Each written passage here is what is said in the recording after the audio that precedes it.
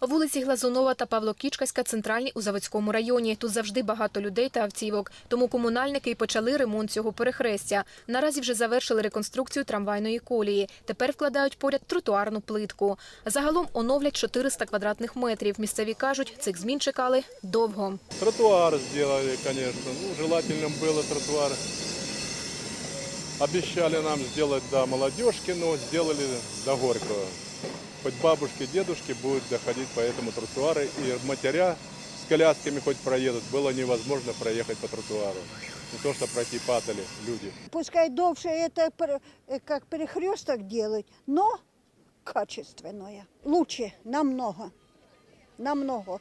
Что можно и кравчучкой переехать, если что-то ты будешь куплять, и все остальное. А щоб жителі району ходили ввечері світлими вулицями, комунальники встановлюють 4 додаткових енергозберігаючих світильники. Трамвайний рух на цьому перехресті вже відкритий. В прошлом году были только заменены рельсы и залито бетоном между рельсами. Рельсы, но они в бетоне, забетонированы, то есть уже не будет все равно такого шума, как было раньше. Даже вот сейчас трамвай поворачивает, но уже слышно. Загалом на ремонт переїзду місто виділило 1 мільйон 200 тисяч гривень. Анна Крамаренко, Павло Олійник, телеканал ЗЕТ.